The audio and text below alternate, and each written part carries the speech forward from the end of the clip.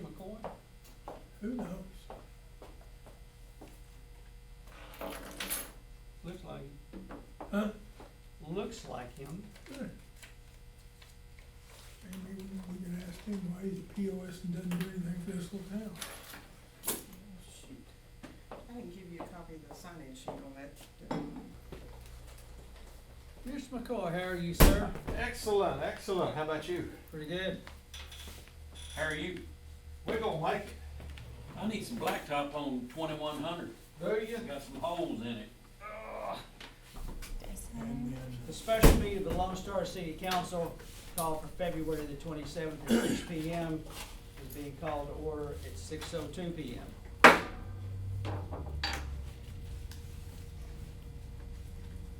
We have citizens' comments. Anyone want to speak? Mr. Reader? Keith Ryder over in Dogwood. I want to remind this council that these are open meetings for a reason, and that all discussions on agenda items need to be in the open unless they are specifically interacting with the lawyers. If we, the citizens, are gonna have to pay for any lawsuits, then we need to know what's going on. You would know, sir, following our discussion with the lawyer. If there's a discussion with he and pending legal action, there's If a the lawyer's not possibility. present. We don't discuss those things until we come out of session. If the lawyer's not present, you have to discuss it in the open. That is correct. But to that effect, council, strike 3-4 and 4-1 from your list tonight. We're going to seek legal counsel in the executive session, but albeit that he is not available, that will be moved to another meeting. Mr. Mayor, I'd also ask we strike 3-1 for the same reason. 3-1 3-1. and 3-4. Well, y'all need to present to council. Huh? Your last actions that y'all talked about. 3-4, did you say? Correct. And 4-1, we will not be going into executive session.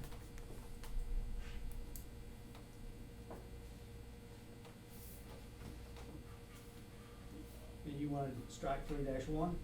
No, we'll talk about 3-1. I don't have a problem doing that. Okay. That being said, you want to go forth with action on it tonight? Approval? If council so approves, yes. Okay. I'm gonna make a few comments here. Anyone else have any citizens' comments, anything that you want to say?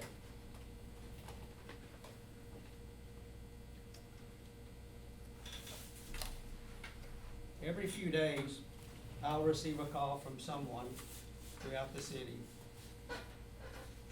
that will say, have you heard what's out there now? Who's publishing this? And they'll tell me. And I say, no, I have him blocked, I don't listen to it. But I'm gonna make an exception tonight to address it in front of you, since you receive via the internet so many false narratives. And the last one I was presented with today is berating council for rubber stamping, I found that comical, any issue that comes up. This council, if you look at people around it, are entrepreneurs, people who work for the government at the highest places, who have the highest security clearance. The lady sitting to my left had high ratings of security clearance for the government. My career lasted approximately 50 years. I think 6 different companies and 9 different positions. The lady to my right, Miss Mona Brown, spent her career in medicine, the medical field. And I would dare say that I probably work more hours than the man who puts these false narratives has even been awake.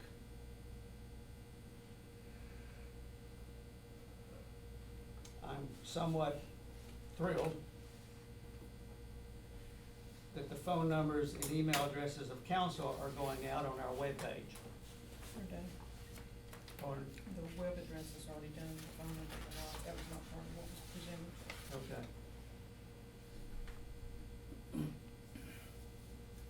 You can contact me at any time if you hear a narrative that has your self-righteous indignation blowing up, has you concerned, and I'll meet with you at a place of your discretion, and we can have the conversation.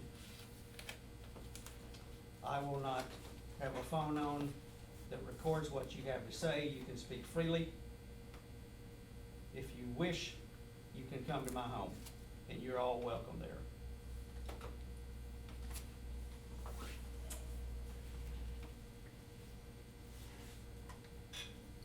The Serenity issue is a false narrative. It's outside the city limits. That's why the $3.25 cost per 1,000 gallons was addressed by the Northeast Texas Water Board. We have a contract with them to look at tonight. For your information, the cost of your water in this city is $1.48 per 1,000 gallons.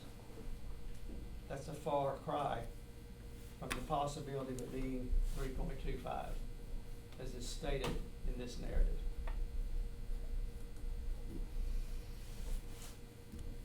They're outside of the city limits. We're still working on that issue, trying to make sure that we do it properly so that the city doesn't have any undue exposure, but that we take care of the Serenity subdivision properly as well.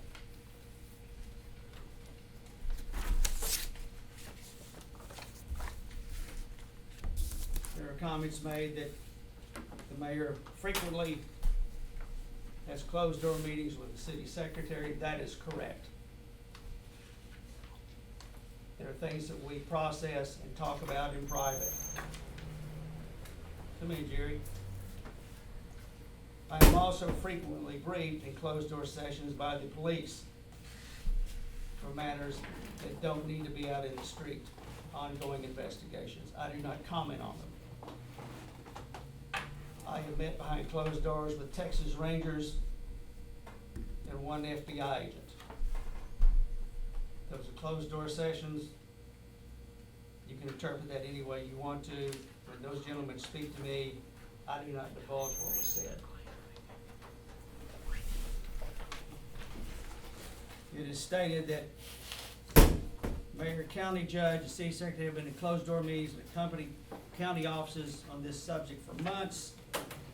I have been in a number of settings with the county judge where he called me, asked me to come and be present. We had a meeting last Friday with a congressional representative. There were key people from the county who were there. The gentleman that wrote this narrative was not there.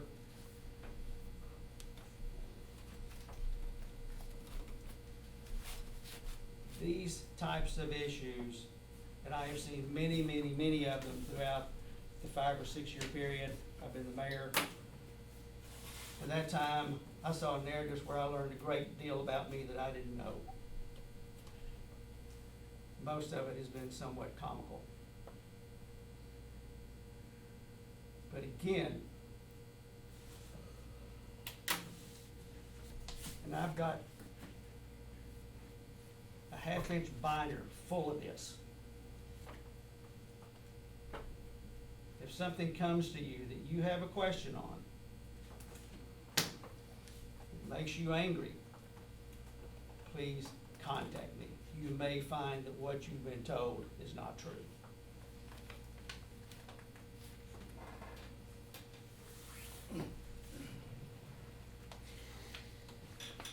Action item 3-1, review discussion possible actions for the EDC to present to the city council for consideration of legal action against Lone Star Concrete Technologies for work performed on the city park basketball court. Sir, in your description of this, would you please describe the work that was performed and the deficiency in it? Yes, sir. We, actually, this process has been going on for a couple of years, to get us to the point we're at now. Back in 2021, we had obtained bids, for the rework of the basketball court at the city park as a part of our park project.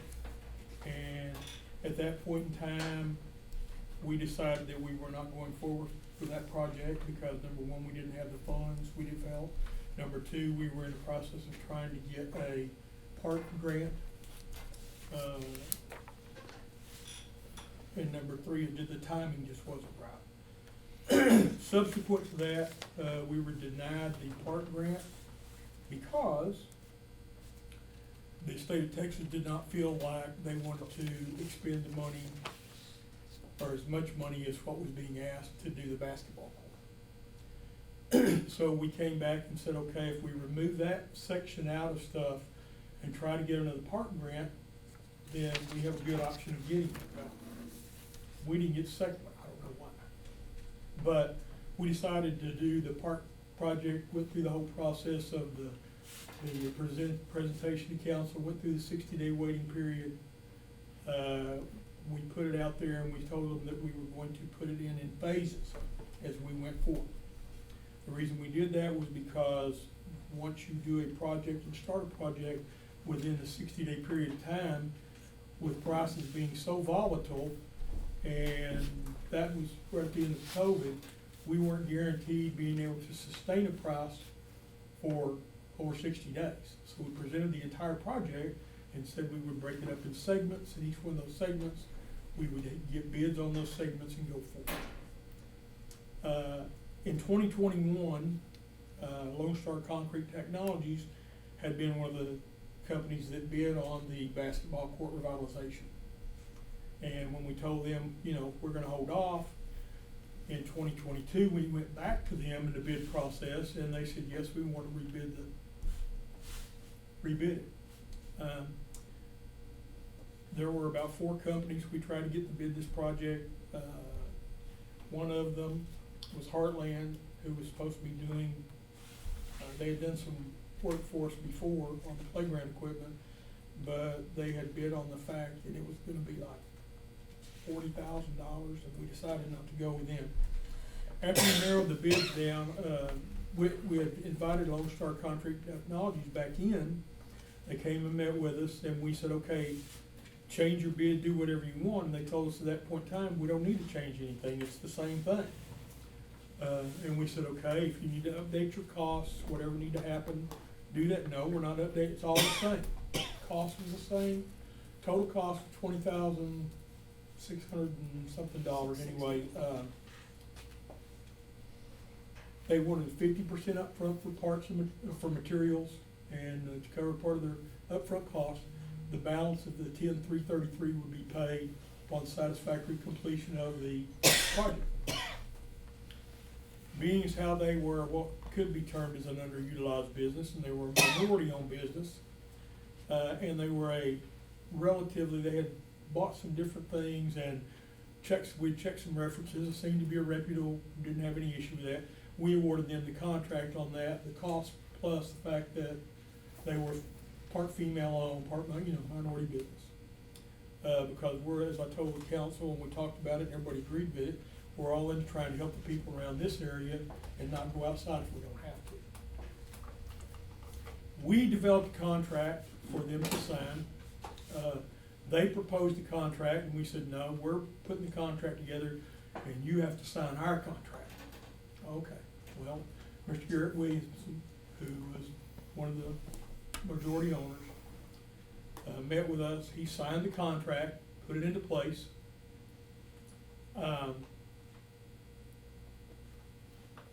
They did not get the project done on time, number one.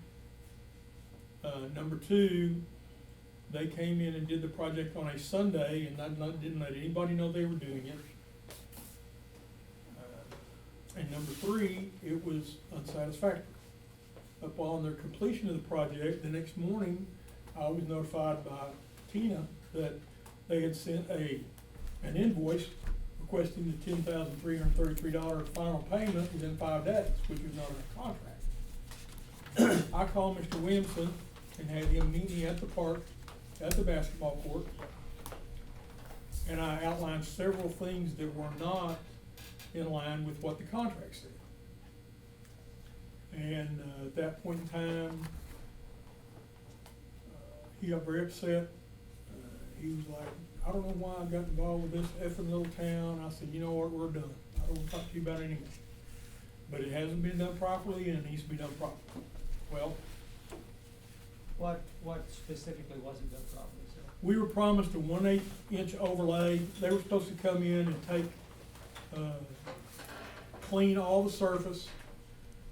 The product they were going to use had an epoxy in it, and they promised us when they finished it, that it would have a like new finish on it, and that it would be durable as new concrete, is what the contract said. Well, we have pictures that we took. I took them, the day when I went up there, and in the days after that, of the product that was put on there, and you can still see the old court through. They didn't go all the way up to the edge of the court. There were spots on there where the coloration was so bad that there was no way, it wasn't a finished product. There was no sheen to it per se, as we were promised. And when I met with Mr. Williamson and addressed those issues, he was like, oh, well, no, this is it. I said, okay, fine, whatever you think, but it's not done right. And we're not paying you for it until it's done properly. And you paid how much at that point? At that point, we had paid $10,333 for the materials up front and for them to start the project, Okay. 50%. Okay. Subsequent to that, the EDC met and we said, you know what?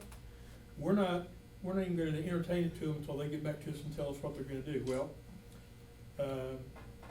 Ms. Keener, who is part owner, supposedly majority owner, husband and wife team, got back with us and said, well, we wanna know where our money is at. And I said, I've already addressed that with Mr. Williamson. We're not paying you till the job's done right. Well, it was done right. I said, no ma'am, it was not. So she and I met for 2 hours one day, and I could tell during that conversation, I said, look, it's evident that you and I are gonna agree to disagree. I don't know what our next step should be, but we're not getting anything resolved. She met with us in the first meeting of the meeting we had in December. She came in and met with the EDC, and at that point she told us, we are not willing to come back in and redo it.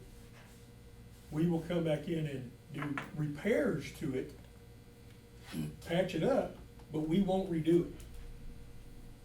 And we said, no, you don't understand. That's not adequate. There was a place on the court, and we have pictures of it, to where it looked like a half moon shape that was a completely different coloration. And I addressed that issue with Mr. Williamson and with Ms. Keener. And their response to me was, well, we were working on the court, and some kid came up there and started bouncing a basketball on the court, and I said, why didn't you stop him? I mean, well, that wasn't in our contract. And I said, no, but your contract was a reasonable contractor would have tried to mitigate anybody getting on it while they were working on it, and they would have put up yellow tape or something to try to prevent people getting on it for the time period that was required for all that stuff to harden up and dry. Well, they didn't do that, and they said, no, that wasn't their job. In addition to that, the night they did the job, on a Sunday, that night it came a rain, a pretty good rain here. And they tried to blame it on the rain, washing the stuff off. And I said, well, that's not our problem. You were the one who came out and did it on Sunday, which you shouldn't have done anyway, a fly-by-night job. And then the rain washed it off, and now you're trying to blame the rain on us, and we're not gonna accept that. So back and forth we went, and she came in and met with us on December the 22nd. And we had a couple of people on the council that said, we don't want, everybody agreed, we don't want to touch it again. We just don't. Well, there were 1 or 2 individuals at that point in time who said, you know what, maybe we can give them an opportunity to come back and fix it. And she sent us, she said, I'll send you a new contract. Well, the contract she sent us said they were gonna be asking for more money for materials to come back in and redo it. And we said, oh, we're not gonna do that. So somebody on the EDC made the suggestion, I don't even remember who it was at this point in time, it's probably in the minutes.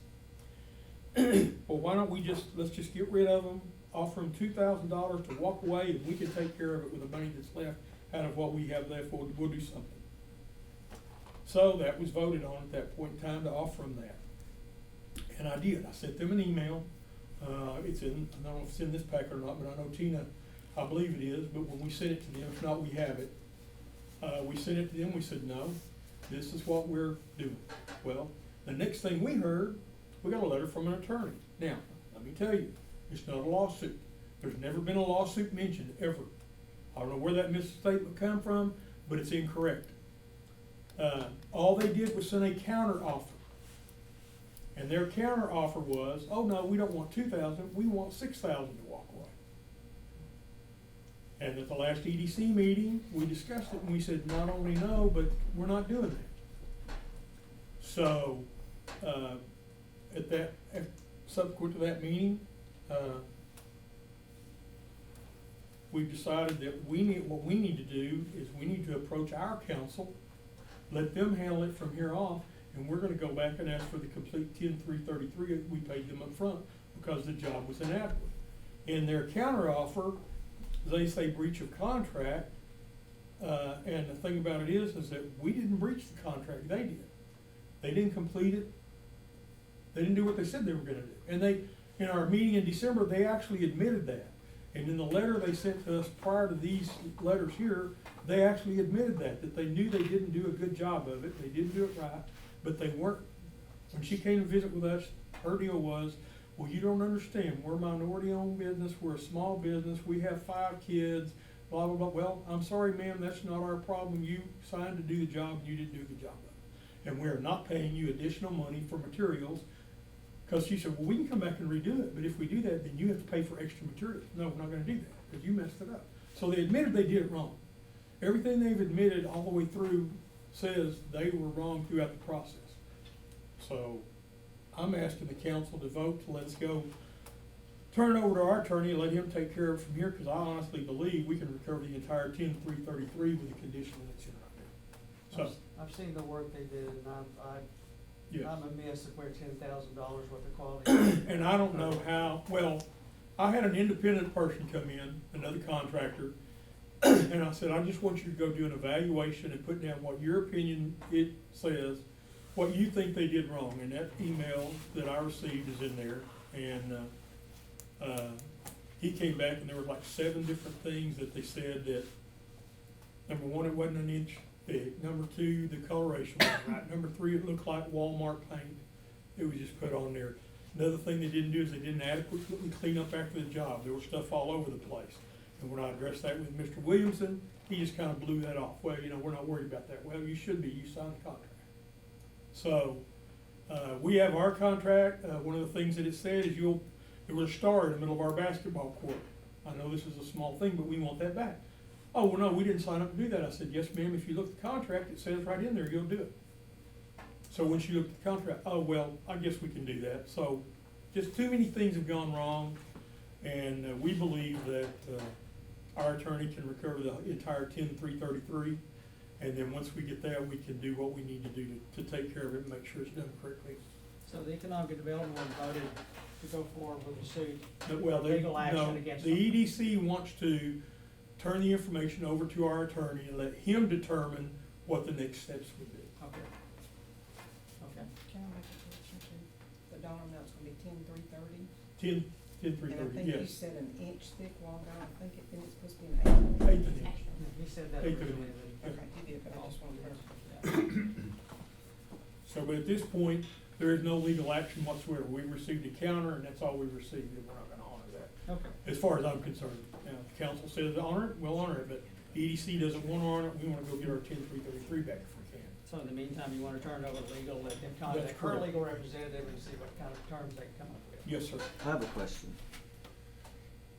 Was it stated at the EDC meeting that the letter from their attorney threatened a lawsuit? I don't know, I wasn't at that meeting. If it was, that was incorrect.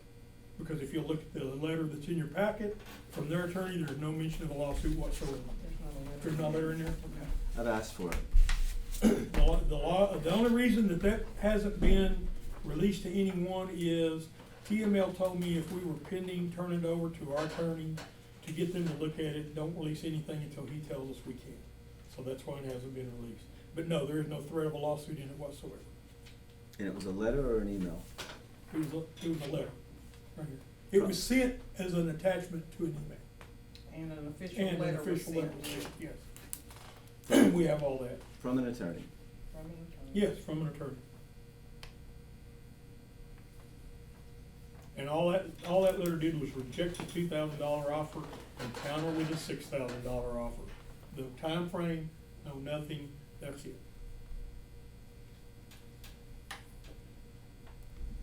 Do I hear a motion? Can we turn this issue over to the city attorney? For him to contact the adjoining attorney for the potential of some kind of agreement? I think that's kind of where we are. I'm not sure we can go any further. And that is also the request of the Economic Development Board. What are the risks? I'm sorry? What are the risks associated with contacting our attorney?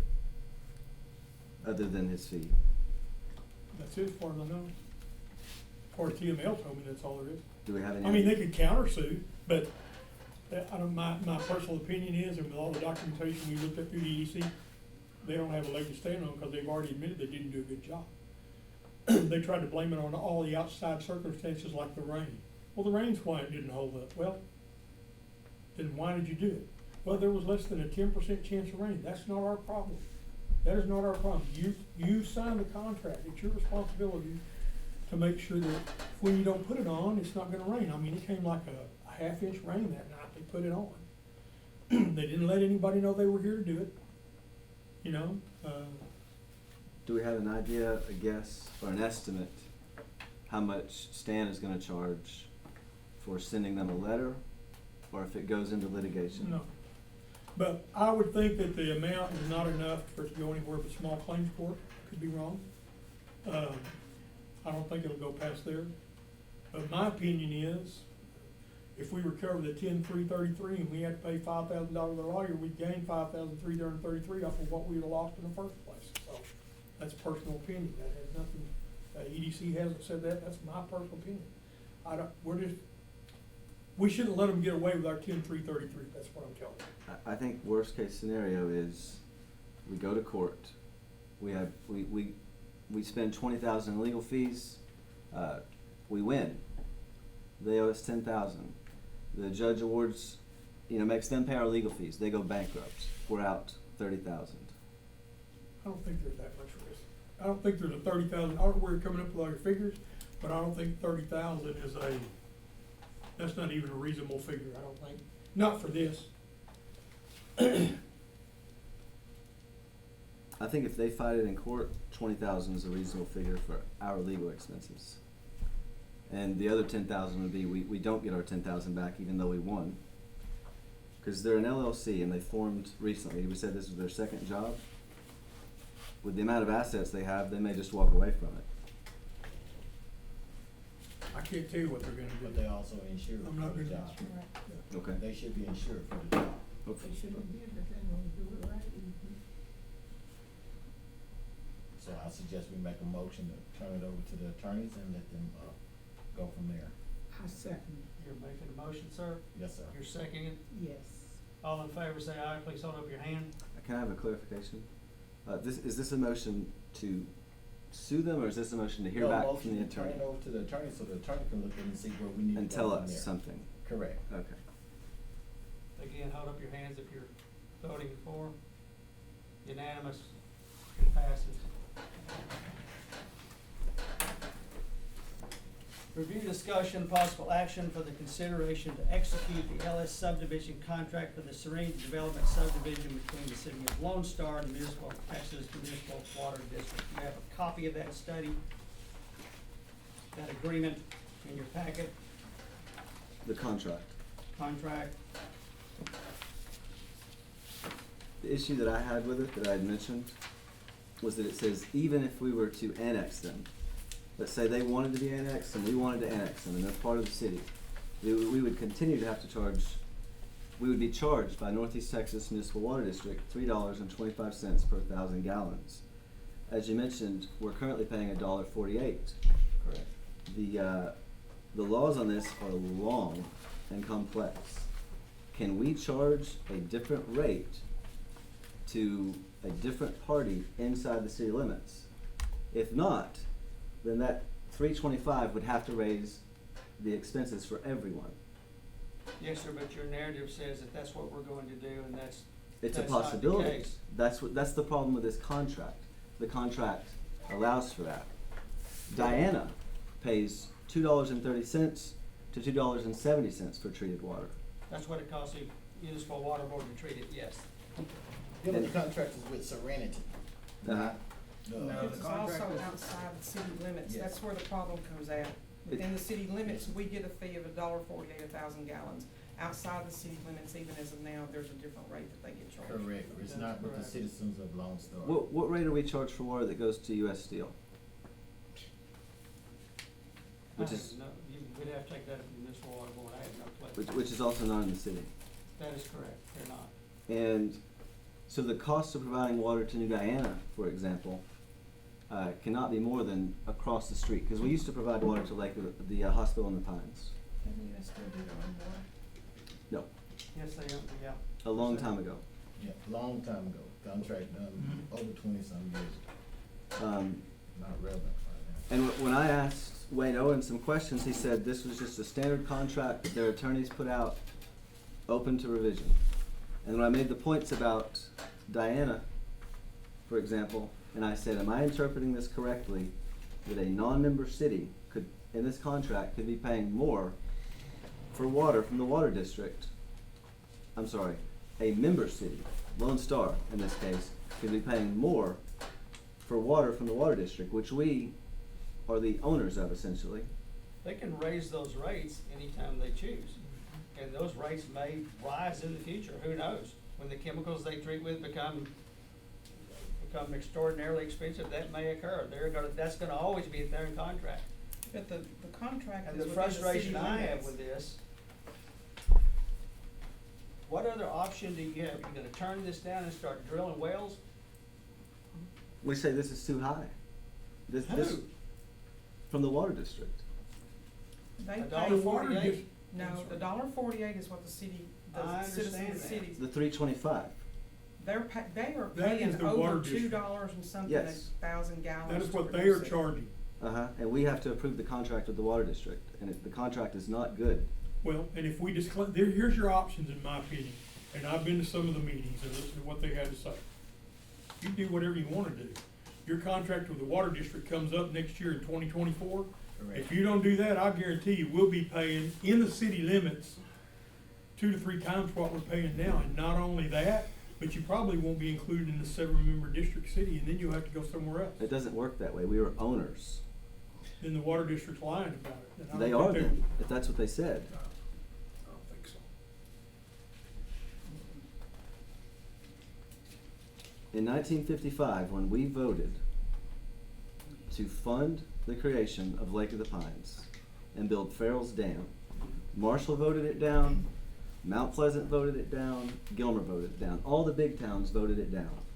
If everyone had voted for it, the small towns we would have had all the infrastructure and had to pay very little. As it is, because all the small towns voted it in, all the big towns voted it down, we had to pay a lot. As they say on their website, we only gave them $3 million, so we paid $3 million in interest. There's $6 million in property taxes paid over a 25-year period. Just inflation, that'd be $66 million today. If we invested that in T-bonds or the S&P 500, we'd be sitting on $1 billion for 14,000 people. But we're not in 1955. Right. We're The sitting point at is, we own it. 2023. And so we're essentially the Indians who sold Manhattan for beads if we want to just sign off for this. We need to at least go back with a counteroffer of a lower amount. We cannot pay more for water as a member city than Diana or You're- Tryon Rd. You're not, you're at $1.48. We may decide that it's in our interest, and Serenity may decide it's in their interest to annex, Okay? right? And so this contract, originally, the January meeting, it said, and all the members of the board said, well, if we annex it, it's Lone Star. You know, they get the same rate as anything in Lone Star. We sell water to Longview. In that time, Longview has annexed lots of areas. Lots of towns have annexed lots of areas. Lone Star is Lone Star. This is a really bad deal. 41% higher for water for going across the road. So the expense of providing water across the road, where we provided to Hospital in the Pines, to where we already provide down the road. So the expense is not greater than the expense of providing it to Lone Star. Whereas Diana, $2.30 to $2.70 sold to them, treated water. 41% higher for us than Diana. You've heard the rumor. You've heard the rumor that I wanted to dissolve the city, and that's true. That's a true rumor. That's not just a rumor. And It is true. the strong, yeah, that's what I just said. It's true. And how do you think anything's gonna get done if there's no city? My There's no point fire is, department, my there's no point is police that I'm getting department, to. there's no public works department. They have a police department in Jenkins. They have Bi-County Water in Jenkins. That's not my point. My point is, Bi-County Water in Jenkins is higher than what we paid, higher than right, 325. right. My point is, the best argument that I've come up with why we do want to have the city is our membership in the Northeast Texas Municipal Water District. But we have to realize the return on our investment. And this is bad. This is not a return on our investment. This is them throwing it out there as a starting point, saying, let's see what we can get by So with. you're suggesting a counter offer? Yes. And I'm suggesting that we haven't had time. This is a big, big deal. This needs a lot of time to look at least more than a couple of days for the city council that has to make this decision. What would be your counter offer? I'm not sure. I would want to look at New Diana. I would want to look at Tryon Rd. Not Diana. Exactly. We paid to build Farrell's Dam. They didn't. We'd be sitting on $72,000 for every man, woman, and child in the member cities if we hadn't funded it. We elected to, literally. I'm not exactly sure on the dollar amount, but if I remember correctly, according to what we were told in a meeting, they paid $2.48 per 1,000 gallons to produce the water with all the chlorination and all the chemicals that they put in it. That's correct. We as a city are paying $1.48, so we as a city are getting it less than what they can produce it and give us clean water for. It's our water. They're not giving it to us. What? It's not our water. They supply us water from the lake, Lake of the Pines. And they process The it. reason why Ship the it to price us. is gonna be higher because Serenity is outside the city limits. They made the agreement with the city and properties within the city limits to the citizens within the city limits, not anybody outside the city limits, is what the agreement is. That's why they are saying that they have to charge more on it, because they cannot give it to outside the city limits for the same rate that we get it at, it's Right. $1.48, because they were not part of the original agreement within the city limits. Neither was Diana. Right. That's the whole point. That's the whole They point. charged Diana. Furthermore, this is not just the city. This is a certificated service, whatever. We're obligated to provide water and sewer across the street from Serenity. We're obligated to provide water and sewer to U.S. Steel, even though they're not in the city. There are overlapping jurisdictions here of where we're obligated to provide water and sewer currently versus the city. But if we annex it, it is in the city. And so that's a huge problem with the contract. You go back and you say, if we annex it, it is the city rate, period. I don't want to annex it. I think it's a bad idea. But this is offensive to say that if it is in the city, then we're going to be paying $3.25 for water going in the city. Because it says, and when I went to the water district meeting, they said it's not a matter of if, it's a matter of when it will be annexed. And I thought, well, this is news to me. It's news to me. Right. It's news to News all to Right. of us. us. This was the discussion of the water district. And I told you in the last meeting why that idea hadn't been entertained, because in the beginning of this, we had asked for an engineering study on what the water use was gonna be, so we could calculate if we could handle the load. And there were some issues that Mr. Ansley was having to deal with, and it put us back farther than we would have liked. It Mhm. was beyond the city's control, okay? I believe that this amount, even if it is outside the city, is not acceptable. And the idea that if it were to be part of the city, that we would still have to charge this higher amount is also unacceptable. When you were at that water board meeting this morning, which you Mhm. were, did you discuss this with them? It was not on their agenda. Okay. The thing I was shocked by when I went there, because I looked at their agenda and it seemed pretty non-controversial, is they voted to spend $36,000 a year to join a lobbying group where they're the only rural member. Everyone else there is Dallas, Houston, or Austin. And it was and the point is, you go out there and you attend these meetings and you start to study it. They're representing wanting more money in the Northeast Texas Municipal Water District. It is governed by 7 representatives from the 7 member cities who funded it at a great expense for 12,000 to 14,000 people in the member cities. And we need representation that works towards us lowering our operating cost, not towards increasing the revenues of the Northeast Texas Municipal Water District. We have 2 representatives from this city who do sit on that board. Yes, Daingerfield's representative Homestead's in Lone Star. But that does not make him a Lone Star representative. Is that who you're referring to? We're talking about Stan White. That's Daingerfield's representative. He's not our representative.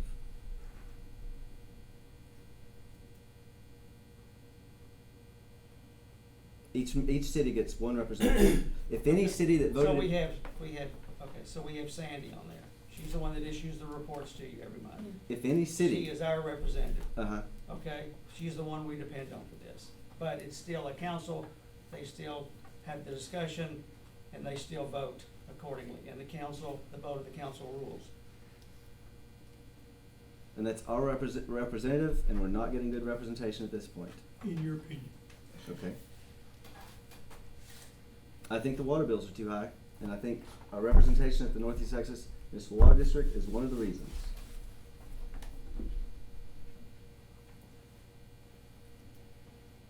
And this contract is a huge deal. It involves hundreds of thousands of dollars. Yes? The city council, 3 of us, will have to decide about this contract, one way or the other, and it needs further consideration. And what are you willing to counter back with? You seem to be on this. Like I said, I would want to really look at Tryon Rd, Diana. I asked him how much they're selling. The other calculations are more complicated because they're selling raw water. There's the cost of treating it, but Diana and Tryon Rd are easy to compare and make logical comparisons to. But your rejection of this is because you're looking down the road for annexation, correct? Just the fact that the contract said, I would prefer that it never be annexed. Well, it says in the contract that, I mean, regardless, the terms of this contract will be upheld regardless of what annexation or not. Right, it says that, in January they discussed it, and they all said that, well, if it gets annexed, it's Lone Star, it gets the Lone Star rate, which to me it makes sense legally. It Right. didn't say annexation? That's not what the contract says here, but that's what they were saying in December. Yeah, okay. And then they met in closed session and It doesn't say somehow that right here. somehow came up with this contract, which doesn't say that. Okay? And he said this was I mean, if you, in the negotiating for it, I mean, I understand it, that's fine, I mean, it's a contract. But what you just said, it states right here in this contract. it says if they're annexed, it will be within this, which would mean it would be within the city of Lone Star, equivalent to anywhere else in Lone Star, and that we would pay $3.25 per 1,000 gallons instead of $1.48. That area that's annexed, Uh-huh. per terms of the contract, Excuse me? per terms of the contract, it didn't say it would affect the city of Lone Star, it's just the annexion of Right, that but area. can we say 100% that we can charge a different rate to one part of the city and a different rate to another part of the city? You're making contracts with different parts, for people for different stuff, you got different contracts everywhere. There are serious regulations involving any of this stuff. Hundreds of pages. Can I make a comment? Yes, you may. So, there is law regarding it. I actually have a law, and I have a few items regarding the contract. So Walt, before he left, had a conversation with him last August. He stated flat out, the city cannot charge more than the cost of the operating expense, the cost for the piping or repairs, and a small margin. And you cannot treat one different than the other inside the city limits. And he said even outside city limits has to be treated the same. You can't treat people different than other people, and that's state law. So the contract we can make outside the city limits at this point in time, if they choose to annex them 10 years from here. Per contract. This is Walt that's pushing all this. Per contract Let me laws. see his signature on it. And that's based on, I looked up the water code today before this meeting. That's section 13 of the water code, state of Texas. That you must treat others individually. The only way you can offset costs for additional costs is if there's additional repair costs to service it. This does have additional costs because of having to report on a monthly basis. I'm not disputing the cost, but also I want protection of Serenity so that the city can continue providing water years down the road. Annexation, not, frankly, I don't care about 325. Annex, not annex. Yeah, I understand. But there's terms in this agreement that contradict itself, that do need to get resolved with the water district. This contract is actually with the water district and the city, not Serenity. And so I have no authority to go to the water district and negotiate it. Question for you, 1982 contract that they reference that says this will expire at the same time as that contract, is that next year that you're referring to? Contract Yes. next year. So this is only valid for 1 year. 2024 is when the water districts has to renew its contract with all 7 member cities, yes. Okay, so this contract is actually only valid for 1 year, because it states it's valid for the term that was signed in '82. So, for one, that's not acceptable for a 1 year agreement to build multi-million-dollar development for a contract that's only valid for 1 year. Not to be guaranteed to go past that 1 year. It should state whatever the term with the water district is with the city, it will stay in effect. Not based on the '82 term that's in place. This morning, they discussed the terms of the 82 contract with, I think it was Avenger and some other city that had expired a year ago, but that had an automatically extending clause or something because of outstanding debt or something like that. So it's not even that simple of a matter whether the 82 contract ends next year. And it says it will expire at the end of the '82 contract or terminated here provided. So this agreement's only for 1 year until next year. So it should state until the city water agreement finally terminates, whatever that might be. Because next year you'll extend it, maybe for 20, 30 years, whatever it might be. This should be extended with it.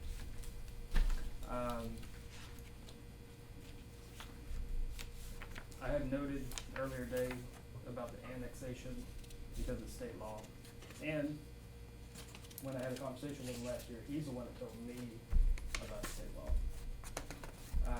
And he He told who, me, Paul, I want to say, wait, who was, Walt, conversation with Walt.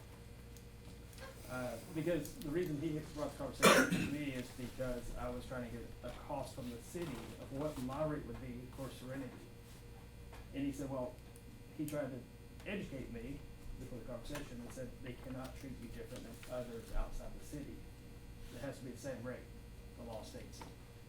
And he mentioned the law, and I did not look it up at the time, but I did look it up this morning. I'll be glad to send that bill the link to. He told us different. If that is the case, that we could not charge a different rate for different customers inside the city, then this would tie our hands as far as annexation. It would, honestly, even though it says this does not modify the 1982 contract, it would modify the 1982 contract because it would have to change the expenses for everyone in Lone Star. Because everyone in Lone Star would include the part that would be annexed. And so the other people would have to make up the difference.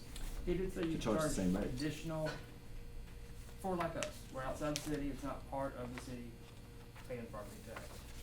So if the city was paying for the infrastructure and so forth, it could be the cost of the water plus infrastructure, plus the management of it, plus a small margin that you make on everybody else, and that should be the rate. And that's what started that conversation last year of what would our rate be? And is it going to be the exact same margins as what the city has, which is, right now you're buying $1.48, selling for $5. That puts your operating margin at $3.52, per 1,000 gallons. For us, it would be $3.25. The rate that the city quoted was $10. That would be a margin of $6.75. And at the time, okay, I understand that because of the engineering factors being outside the city and having to dump water, you have to make up that cost. Correct. I understand that aspect of it. That, I'm not even arguing. Yes, it's 92% higher than the margin you make in the city.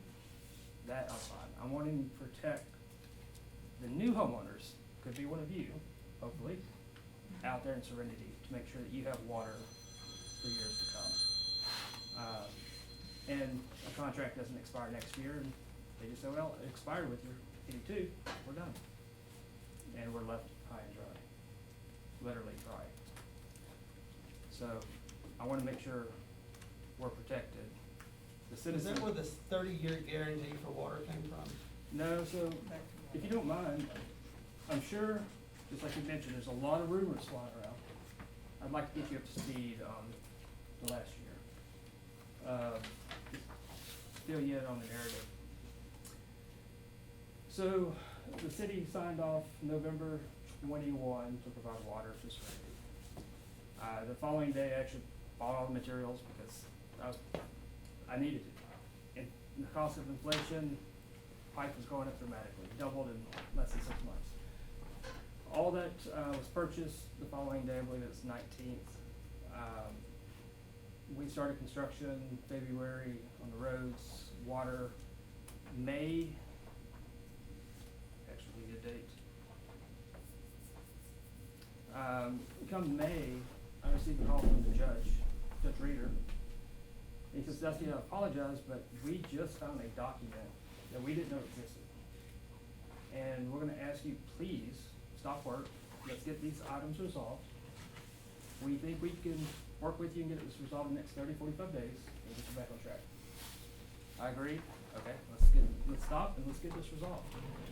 One piece of that was part of the county requirements for subdivisions that was signed in 2014 required that you have a 30-year agreement with the city to make sure that when you build that subdivision, you're gonna be able to provide water to those homeowners. Reasonable, you don't wanna say, let's build $1 million house, but you only got water for don't know how long. So that's when I reached out to the city, and then I believe you reached out to Northeast Texas Municipal Water District. Correct. And then Walt at the time called me, and this was early June, and said, Dusty, I wanna make you aware, the city has no authority to sell you water. I'm like, what are we talking about? I'm 85% completed with water and the entire development. And now you're telling me they don't have authority to sell water. He said, we're willing to do it. And his words is, we feel like the city is not competent, so we're not gonna approve it until we know that they're competent to provide you water. I said, okay, what does that mean? He said, you need to talk to the city. So we talked to the city. I think at the time they were telling you, we want you to verify that you can provide water. We made Flow. our calculations on what the Exactly. lines flowed, yes. Um, And that's why we gave you a verbal, that we could do that, and the engineering study bore that out. From the very beginning. Yep, so,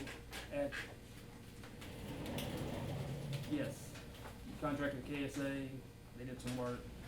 And then last year, well, can you repeat that? What did you just say? From the very beginning? I said, we gave you a verbal in a meeting in this room, having made the calculations on what our capacity was, Yes. that we could supply that water, but we also required an engineering study, as did the water district. In the meeting in November, engineering study was not required. There was no mention of engineering study. It was The water approved board and- came back with that. Yes, water department as board well. came back in June. It wasn't required of the city, so we proceeded with construction, 85% completed. Shane mentioned that in one of the early meetings, that we had to have an engineering study. Because he had encountered a similar situation in another place, where he worked at before. No, go ahead, go forward. So, the city tried to work it out. My understanding, there was a pause, month and a half. I reached out again, didn't seem to be getting anywhere, so that's when I called a meeting with the water district judge. Let's just figure it out, get everybody in the room. When we met at the courthouse that Yes. day, yes. At that time, Walt recommended that the city hire KSA, do that study. I reimburse, not a problem. Tina spoke with KSA the next day. KSA said they could not do the work, for the city because multiple different reasons. They could not do it for you. For- It had to be the city that Correct. did it, not you, cause you had said something about me getting in contact to see if they could do it for you. And they told me no, that they couldn't do it for you, but as a subcontractor, that they could do it for the city, that the city would have to do it. And that's where Northeast Texas said, we will go through them, and then you could pay them for the money of the survey, or the study. No, they wanted you to do it. I went back and looked at the detailed notes. You stated that they could not provide it, and that it was over $30,000 had to be put out for bid. So I called Walt and said, Walt, what do I do now? The city's not able to contract the KSA for me to reimburse them. He said, it's not true, it's professional services, you don't have to get bids, I'll just do it for you. I'll hire them, you can reimburse me. I sent a check for $10,000, paid the engineering, study was performed, completed on November the 15th. Study completed, approved. Walt called me and said it's approved. We'll send it over to the city, and now it's been 3.5 months. And I'm just waiting for agreement. And today was the first time I've seen the water agreement for the city. And we need to resolve that. That needs to get resolved and make sure that's solid for the city, for Serenity, and then get Serenity agreement that's solid for those homeowners for years to come. One of the issues, your request, something the judge put out there too, and I had a conversation with him about this, was the 30-year guarantee for water. Yep. It's almost irrelevant that be in the contract for a couple of reasons. Force majeure added to the contract would nullify that 30-year guarantee if something occurred. And,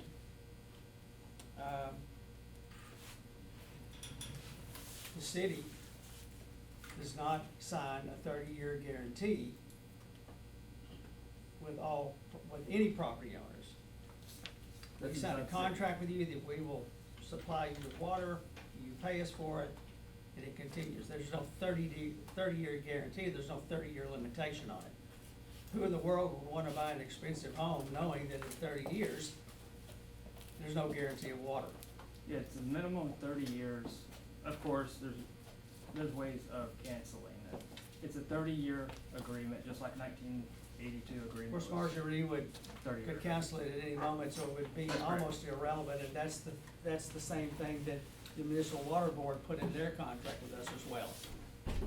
There are a number of things that can change that. Look on the 6th page, Cody.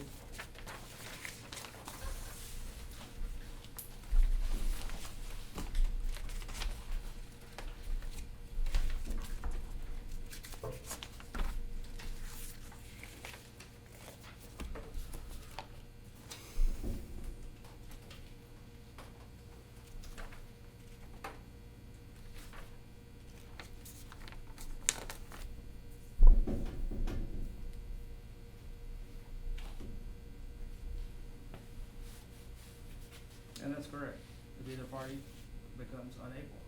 But that's any decent legal agreement.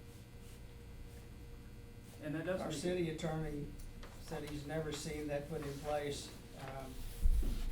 Working in the large cities he works in, where you have constant situations where raw land becomes residential areas and they're grafted into the city. He said, in no case have I ever seen a guarantee of X years of water. It's as long as you pay your bill and you have that contract with the city, and that's indefinite. Correct. And I think that's what. And that's one of the holdups right now, getting this thing through. Yep. And I think if that was in there, that as long as there is service that you can provide, then it's gonna be in place. Then it's indefinite. It's not 30 years, it's not 10 years, it's not a year. It's as long as you can provide the services as long as you can provide the water and provide the services, the water is available. I think that's what the county. And that's the practice in any city. Exactly. But that needs to be put in place. I haven't seen, we're talking about agreement, I haven't seen, so. Mr. Reed, you were trying to talk, sir. In this contract, where basically the water district wants, now, we need to separate what the developer pays for the water, or those new homeowners pay for it, and what we, the city, are paying for it. This contract is what we as a city pay for it. It's not what the customer pays for it. So any agreement you have, the city has with Serenity will change if they get annexed. That we can't charge them more for water if they annex, but this contract is not about what they pay, it's what we pay. So if we contract paying double the amount for their water, and then we annex them, we still have to pay double for their water, but they don't, because they're now annexed and we can't treat them different. So what that's gonna mean is, what Cody said, we'll have to raise everybody's water rates to cover the difference now, because we'll have to subsidize their water, because we have to pay twice the amount for theirs, and now we can't charge them anymore. That's the problem with this contract. In my opinion, at most, they pay Diana rates unless they're annexed, and then they're just part of the city and they get the 148 like everybody else in the city. If we agree to any more contract than that, you're just giving the shaft to the taxpayers. It is never our intent to ever expose our taxpayers anything but the best service for the best price that we can get. This contract would lead us down the road to paying much higher rates for everybody that's currently in the city limits. The contract at least makes that possible, and it's very complicated, And very likely. and it should not be done by the city council with a very small amount of time to look at it. I would like to see it on the next regular agenda, when I, for one, have had more time to not only compare it to Diana and Tryon Rd, but other comparisons. Council, what's your decision? You wanna table it, put it on the next agenda? Look at this closer, or do you wanna go forward? Let me add two more pieces to it, if you don't mind. 10D, for example, 10D states that if their water cost is more than what the contract states, they can cancel. Which, Notice inflation, determination, is that what you're looking at? yes. And with inflation, that's possible in a couple of years. We don't want this to cancel. But, in I believe it's section 6, it states that they have the right, if prices increase, to increase the price. Yes. The termination should be removed from that and just leave it at, they have the ability to increase the price, not terminate if the cost becomes more than they can charge. Because you wanna protect the citizens, or even if it's outside the city, to be able to provide water still, even if their cost is above the $3.25 of the current agreement. And it kinda contradicts itself, they're gonna keep raising rates, but you don't wanna give them an out, just say, we want out because cost is now more than $3.25, that's what the contract is, but we don't wanna raise the rates. So there's a contradictory there. I'd be curious to know if the same kind of agreement went to Daingerfield or some of the other municipalities. Yeah. There's always going to be in every contract, there's gonna be notice of terminations, force majeure, disclaimers, exceptions. I don't think you're ever going to be able to get them because they can't read the future any better than you can. Exactly, and that's absolutely fine, but you don't allow them to get out if their cost is increased beyond that $325. You wanna allow them to increase it, of course, that's reality, but not cancel just because they don't wanna increase the rate. And before you discuss this, the water contract is the main item. All the other items I had to resolve for the county were easy. They're simple, easy, they're all resolved. This is the last item. This is detrimental to the development. Right now, just gotta give you an idea. There's over $6,000 a month in interest payments alone. So every single month, every single day is $300 or $6,000 a month, plus opportunity cost. The liability in this project is increasing dramatically, rapidly. You do the math, it's roughly 10% of the entire project right now, of the revenue. So it is adding up rapidly, and we're 3.5 months after the water study, and still have nothing. And we're waiting on- No draft for Serenity, nothing, 3.5 months later. Again, our legal defense, the legal resource had an issue with the 30-year guarantee. But that should be maybe 5 days of review and back. This is dragging on and dragging on and dragging on. We're And I don't 9 like months it any into more than you do, and I've, I've responded back to you several occasions that we're waiting on legal to get through, we're waiting on the water study to get back with us, and they were supposed to give us a letter. This letter didn't come to us as soon as it was written, it kind of fell through the cracks on their side.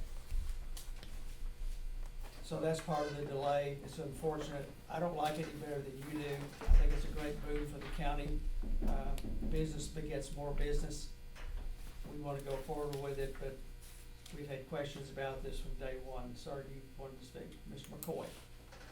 I am Commissioner of Precinct 2, Morris County. I'm not aware of any legal issues being cleared with Morris County.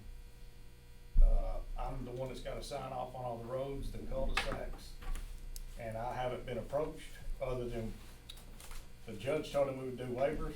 I'm not signing waivers, because you can't get fire trucks, ambulances in there, you can't turn a 4-door pickup around on the cul-de-sacs now. And also, I've got an email here, and I'll read it if y'all would like. The water lines that he laid in the county ditch are gonna have to be moved over into his property. A private entity cannot use the county ditch for the pipelines. So that's gonna be another expense on him to move the pipelines. So he's still waiting on the county, not the city? Is that what I'm hearing? That is not. I have not been included in anything, and I'm the one that's gotta sign off as Commissioner of Precinct 2 on this. Now, if Judge Reader has changed it to where the Commissioner's Court can override me, they can do it, but it has not been brought before the court, so it cannot have been resolved. So I don't know where or what's going on there. What statutes govern that? Sir, What statutes govern that? Who has to approve and who, what's the cul-de-sacs and stuff? all that stuff? That's the yeah. county, subdivision rules and regulations. Okay, and each county commissioner having to approve that, that's in here? Yes. Okay. So, Okay, let me ask something I may. Yes, sir. It's Monday.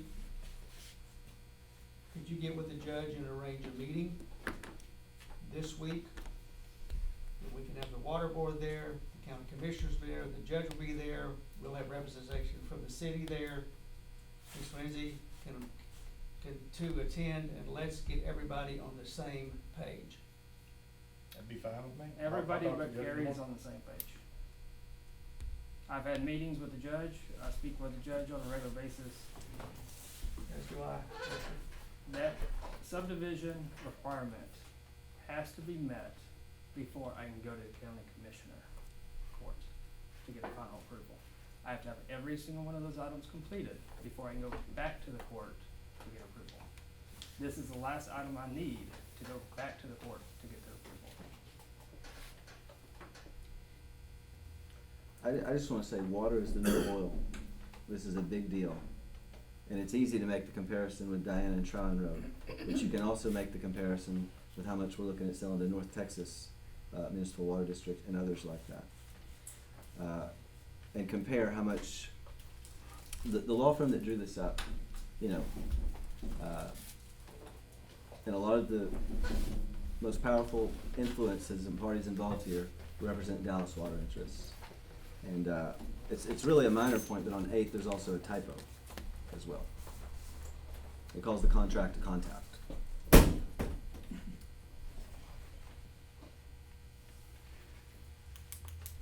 I'm gonna suggest, please arrange a meeting for us. We'll have all the representatives there. We'll all get on the same page because we're sitting here and you're coming up with comments that are a little bit foreign to me that I didn't understand, that I heard something different on. So let's get everybody in the same road and we get this thing, get everybody in the same room and we get this thing resolved. All the interested parties will be there.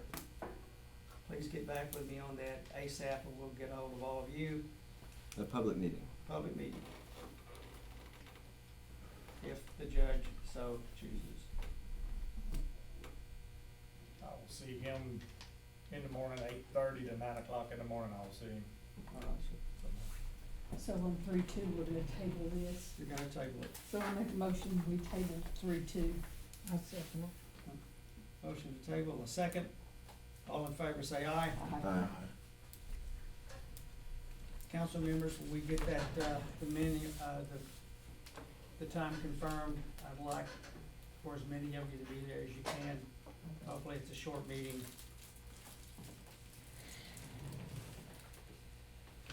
3-3, be discussion, possible action by the mayor or legal counsel to contact the Morris County judge for the consideration of a waiver or variance for the Morris County subdivision and plat regulation, which references a 30-year minimum agreement for water supply to a subdivision, Serenity Development subdivision. We're still waiting on a comment back from Stan on that. I've had a discussion with him. He was the one that took, issue with it.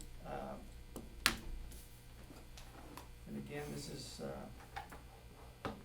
he was concerned that it would leave the city liable.